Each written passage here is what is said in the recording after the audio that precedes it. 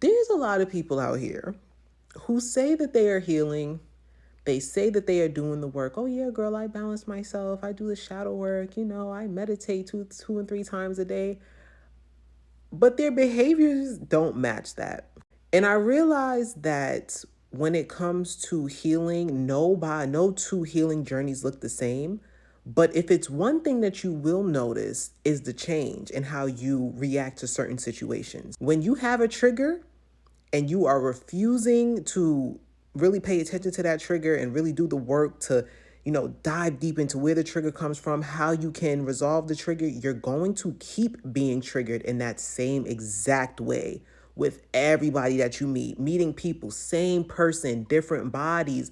It's because you have not dealt with the wound yet.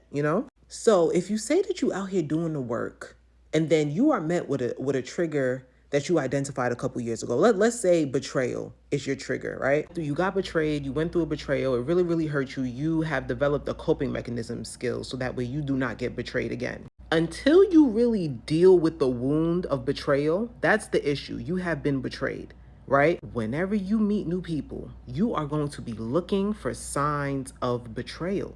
Even if you can't find any, because you believe you have created this, it's called cognitive dissonance. You have created this idea in your mind that everyone is going to betray you.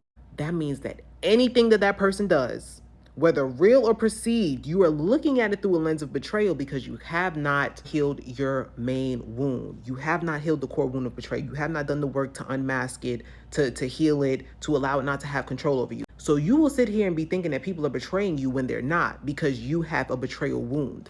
The same thing that goes for abandonment wound. This is me. I used to have an abandonment wound. So you could not, if you stop talking to me, I'm just going to be like, oh, okay, well, he's about to leave. She's about to leave. All right. So I'm going to try to leave you first before you leave me, as opposed to now, because I'm looking at it through the lens of, oh, I'm about to be abandoned. So I'm looking for any signs of abandonment in my close relationship so that way I can try to get in front of it, even though nobody was about to abandon me. I was not about to get abandoned.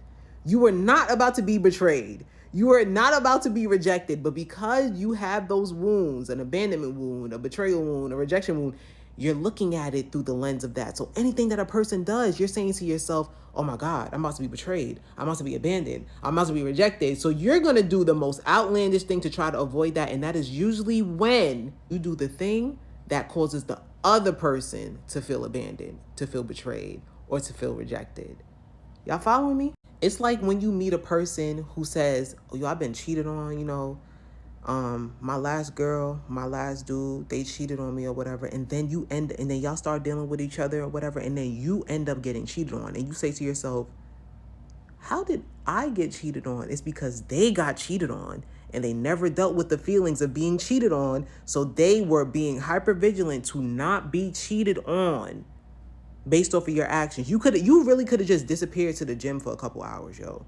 Boom, they cheated on you. Why? Because they thought that disappearing, you disappearing to the gym with them not knowing where you went, made them think, oh, this is my sign. I'm about to get cheated on. And they cheat on you. So that way they don't have to deal with that hurt again. That's that whole idea of hurt people thing, right? The same thing with me. If I feel like I'm about to be abandoned, I'm going to abandon you first, which is causing me to abandon you. I'm hurting you because I'm trying not to get hurt. You know what I mean? At any given time, though, what I've realized is that we are consistently attracting people into our lives that give us the opportunity to heal. No matter what it is. It could be anything. It don't have to be any of the wounds that I spoke about. Some people is people pleasing. When you going to say no? I'm talking to myself, so y'all can just tune out. When you going to say no? Until you learn how to say no, you're going to keep attracting people into your life that make it hard for you to say no. So that way it's a skill, so you can learn how to say no. Anyway, yeah. So that was just in my mind. It's just something I wanted to share with y'all. I hope y'all like it. I don't care if you like it, actually. I'm learning. Fuck y'all. I'm just playing. I love you.